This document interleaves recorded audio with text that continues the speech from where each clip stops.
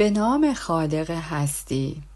کائنات هوای شما را دارد. فصل دوم، بخش 1.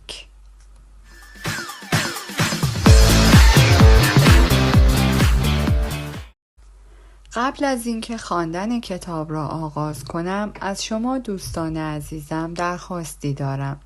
لطفاً در صورت تمایل ما رو لایک و کانال ما را به دوستان خود معرفی کنید. شما خودتان رویاهای خود را می سازید. روی هر چه تمرکز کنیم آن را خلق می کنیم، چه خوب باشد چه بد.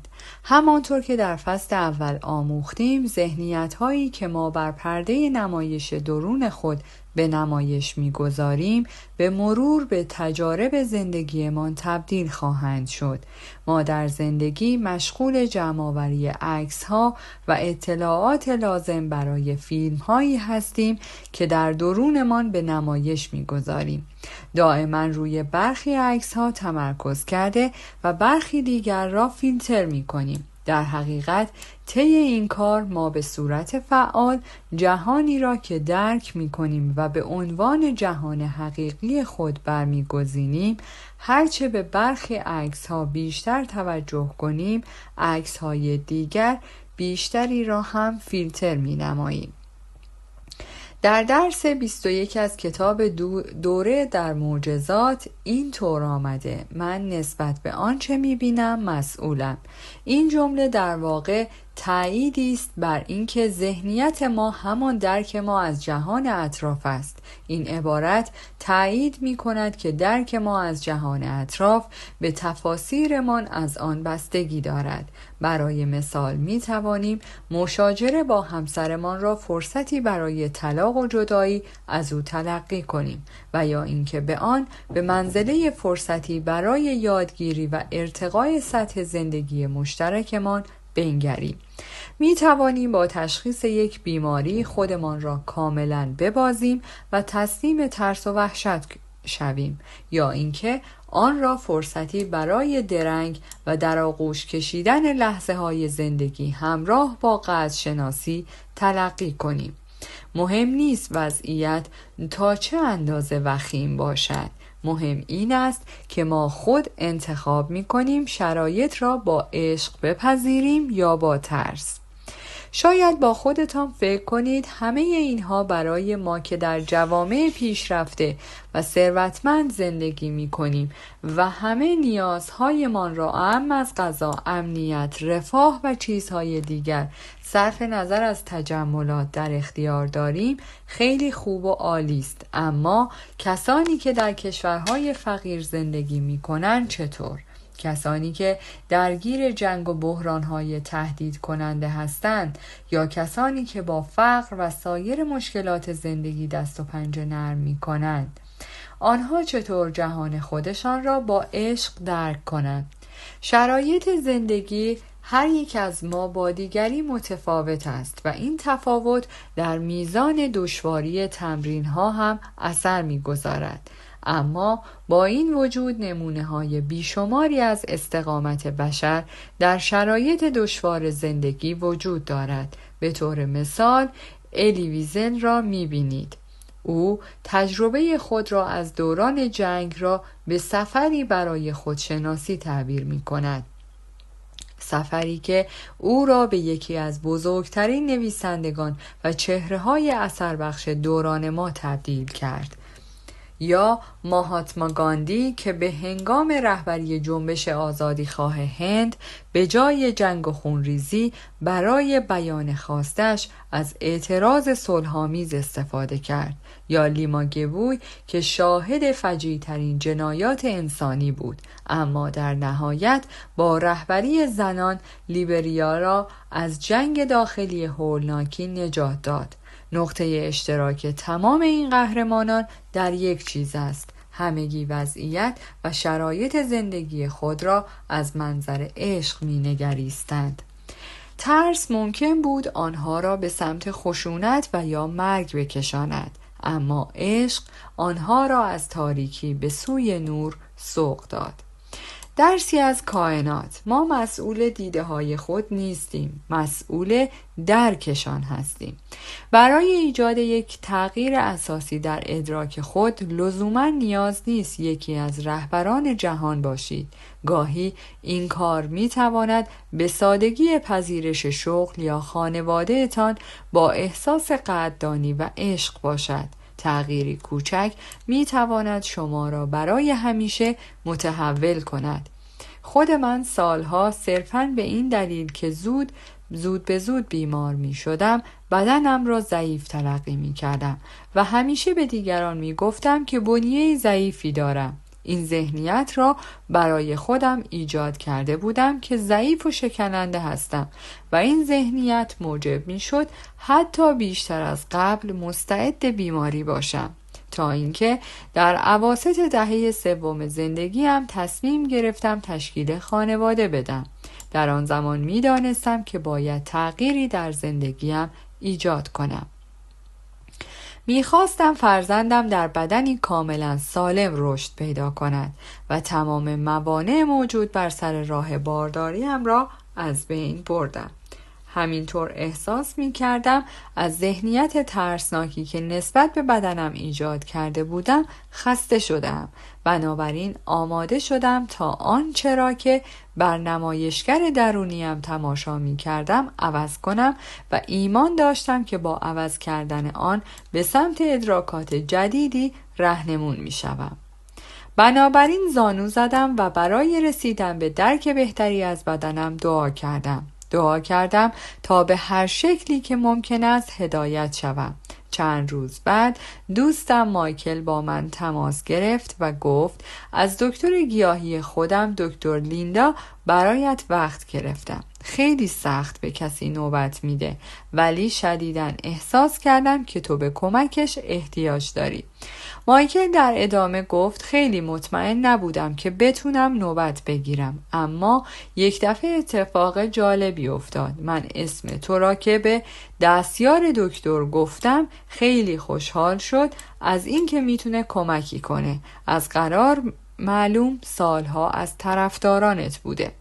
به قدری از سخاوت مایکل و این هماهنگی الهی به وجد اومده بودم که با کمال میل پذیرفتم. این هدایت الهی مرا حیرت زده کرد. درست چند ماه پیش، قبل از اینکه مایکل از دکتر برای من وقت بگیرد، یعنی چند ماه قبل از اینکه خودم را تسلیم نیروی سلامتی کنم، از یکی از دوستان درباره دکتر لیندا شنیده بودم و تلاش کرده بودم که از او وقت بگیرم. به خاطر داشته باشید که من در آن زمان هنوز خودم را به طور کامل تسلیم نکرده بودم. پس هر بار که با مطب دکتر تماس می گرفتم و پیام می گذاشتم پاسخی دریافت نمی کردم. از دوستانم شنیده بودم که خیلی سخت به بیمارانش نوبت می دهد و این مسئله را باور کرده بودم. از تماس با دکتر لیندا کاملا مایوس شده بودم و با خودم گفتم شاید سرش خیلی شلوغ است که بیمار جدیدی را نمیپذیرد. بی تفاوتی هم نسبت به سلامتی مانع انجام این کار می شد. اما بلافاصله بعد از اینکه آماده تغییر ادراک و احساسات خود نسبت به بدنم شدم، مایکل پیام کائنات را دریافت کرد و با مطب دکتر تماس گرفت. قند، نشاسته، لبنیات و آرد گندم را حذف و مصرف مکمل‌های مناسب را برای پاکسازی بدنم آغاز کردم. فهمیدم چقدر تغذیه، مسافرت و استرس می تواند روی بدن تأثیر بگذارند. آگاهی من نسبت به این مسائل قدرتم را افزایش داد. برای تمام جلسات همسان درمانیم دعا می کردم. به داروهایم انرژی مثبت می دادم تا تأثیر آنها را بر بدنم بیشتر کنم. تصمیم گرفتم ذهنیتی تازه برای خودم خلق کنم. من شخصا سلامت جسمانیم را بهبود بخشیدم. من سالم و رها هستم. اگرچه در طول دوره درمان با مشکلاتی مواجه شدم، اما با این وجود نیرویی تازه در درونم احساس می کردم. من برای حل مشکلم هدایت شده بودم و از دریافت این هدایت به خودم می بالیدم. اگرچه ضعف بدنم یک شبه درمان نشده، اما ذهنیتی که نسبت به آن ساخته بودم یک شبه تغییر کرد.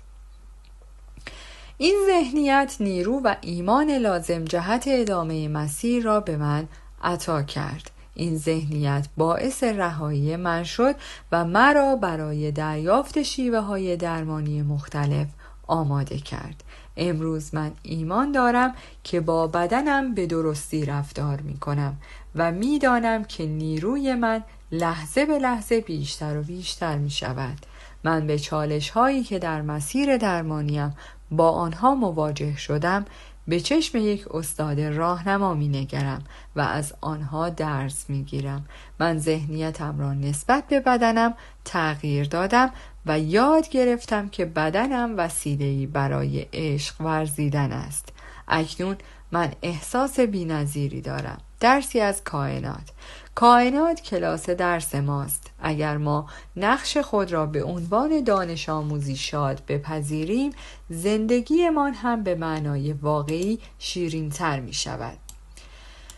وقتی تصمیم گرفتم که مسائل مربوط به سلامتیم را با دید مثبت ببینم، موفق شدم حمایت کائنات را هم به دست بیاورم.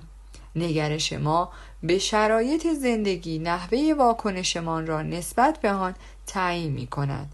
اگر به مشکلات خود با دید کمبود، قضاوت و ترس نگاه کنیم، واکنشمان نسبت به آنها هم با کمبود، قضاوت و ترس همراه خواهد بود. در واقع راه تمام هدایت هایی را که ممکن است از کائنات به ما برسد می‌بندیم. اما اگر به همان شرایط با دید عشق بنگریم، خود را برای وقوع معجزه‌ای بزرگ آماده کرده ایم.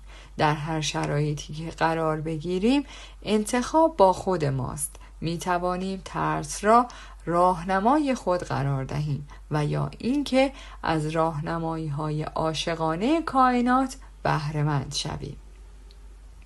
درسی از کائنات. اگر کائنات آموزگار ما باشد، می توانیم به همه چیز با دید عشق نگاه کنیم. انتخاب هدایت پرمهر کائنات به طور طبیعی برای ما اتفاق نمی افتد. ما در جهانی زندگی می کنیم که بر پایه ترس بنا شده و تنظیمات پیشفرضمان را بر پایه ترس قرار داده است. به همان شکل که از طریق همسو شدن با کائنات می توانیم عشق را بروز بدهیم، به همان شکل هم می توانیم از طریق همسو شدن با ترس هراس و آشفتگی را بروز بدهیم. ما همواره در حال بروز یکی از این دو حس هستیم، عشق یا ترس. تصمیم گیری درباره نحوه ساخت زندگیمان بر عهده خود ماست. خاتمه دادن به چرخه بروز ترس بسیار ساده است. در کتاب دوره‌ای در معجزات آمده نگران این نباشید که چگونه درسی متفاوت از آنچه قبلا آموخته بودید را بیاموزید. از کجا می‌دانید؟ کار شما بسیار ساده است. تنها باید بفهمید که به آموخته‌های پیشین خود دیگر نیازی ندارید. طالب یادگیری باشید و از تجارب قبلی خود برای تایید آموخته‌هایتان استفاده نکنید. گام‌های زیر موجب گفتگوی شما با کائنات می‌شوند. این گام‌ها به ارکان اصلی تمرینات معنویتان تبدیل شده و من در سرتاسر کتاب شما را به استفاده از آنها تشویق خواهم کرد. گام اول، درخواست راهنمایی کنید. لحظه‌ای که شما برای دریافت هدایت درونیتان دست به دعا برمی‌دارید، مجدداً به خرد درونی خود و نوای عشق متصل می‌شوید. بلافاصله پس از دریافت هدایت، ترس را رها کرده و عشق را جایگزین آن می‌نمایید. این اتصال معنوی را مثل دوستی با محبت یا راهنمایی دلسوز تصور کنید که افکار شما را از ترس به سوی عشق هدایت می کند. به همین سادگی. فقط کافی است کمک بخواهید. همین حالا این تمرین را انجام دهید. آن بخش از زندگیتان را که احساس می کنید به خاطر ترس مختل شده انتخاب کنید. حال برای راهنمایی از کائنات کمک بخواهید. کائنات، از تو سپاسگزارم که مرا در درک این ترس به وسیله آموزگار عشق یاری می کنی. به احساس خود پس از خواندن این دعا دقت کنید. ممکن است بلافاصله پس از خواندن آن احساس آرامش به شما دست بدهد. در طول روز مدام این دعا را بخوانید. سپس به آرامش و هدایتی که پس از آن احساس می کنید توجه نمایید. امیدوارم این تمرین به شما نشان دهد که همراهی مجدد با نیروی کائنات و درک درست عشق چقدر می تواند آسان باشد. مهم نیست که تا کجای مسیر ترس را پیش رفته اید. مهم این است که هر زمان که بخواهید می توانید مسیرتان را به سمت عشق تغییر دهید. گام دوم، تکنیک لحظه مقدس را تمرین کنید. وقتی دعا می کنید که به جای آموزگار ترس از آموزگار عشق بیاموزید، در حال تجربه لحظه‌ای هستید که در کتاب دوره‌ای در معجزات از آن تحت عنوان لحظه مقدس یاد شده است. لحظه مقدس آن لحظه‌ای است که شما ترس خود را تسلیم مراقبت کائنات می کنید و درک و دریافت مجدد عشق را آغاز می نمایید. این لحظه یک لحظه موقت یا وابسته به زمان نیست، بلکه لحظه است فراتر از مکان و زمان که در آن ذهن تصمیم گیرنده ما متوجه خطای خود شده. لحظه نامقدس و احساس ناب کائنات را بار دیگر فرا می‌خواند. این تغییر احساس در لحظه مقدس به ما می‌فهماند که جهان برون در واقع بازتاب همان جهان درون است و اگر هم مشکلی وجود داشته باشد آن مشکل از درون ماست، نه از بیرون. همچنین به ما یادآوری می‌کند که در زندگیمان حضوری معنوی وجود دارد که می تواند عقل و شعور ما را دوباره احیا کند. این است آن لحظه مقدس و زمانی که ما آن لحظه را درک کنیم معجزه‌ای بزرگ رخ می دهد. با دعای جدیدتان می توانید همواره لحظه مقدس را تمرین کنید. هرچه بیشتر در احساس خود تغییر ایجاد کنید، وحدت بیشتری را هم با جریان کائنات احساس خواهید کرد. هرچه جلوتر برویم اهمیت این تمرین و هم بیشتر مشخص می شود. اخیراً نمونه زیبایی از وقوع لحظه مقدس را با چشم خود دیدم. دوستم داشت از دست رئیسش پیش من شکایت می کرد و می گفت که از او به شدت بیزار است. او می گفت رئیسش فردی بسیار مستبد و خودرأی است که دائما کارکنانش را سرکوب کرده و به آنها توهین می کند. به همین دلیل جو محیط کاریشان بسیار منفی شده است. او از وضعیت به وجود آمده بسیار عصبانی و برآشفته بود، اما اینجا بسیار مهم است با این وجود دوست داشت به این قضیه از زاویه دیگری نگاه کند. همین مسئله باعث شد تا از من کمک بخواهد. او به من گفت من به کمک احتیاج دارم. میخواهم از زاویه دیگری به این قضیه نگاه کنم. درخواست او برای کمک دری نامرئی از هدایت معنوی را به رویش باز کرد. روح الهی کار خودش را از طریق ما انسانها به انجام میرساند. لذا آن روز روح الهی از طریق من به او کمک رساند. من در پاسخ تکنیک لحظه مقدس را به او آموختم. من برای او توضیح دادم که چگونه با تبدیل ترسهایش به عشق میتواند دشمنش را هم مثل برادرش تصور کند. ما با هم این دعا را تکرار کردیم. ای روح الهی، از تو برای هدایتت سپاسگزارم. این احساس ناراحتی را به تو واگذار کرده و از تو درخواستی دارم که بار دیگر باورهای محدود کننده ایمان را به عشق تبدیل کنی. بلافاصله پس از دعا حال دوستم بهتر شد.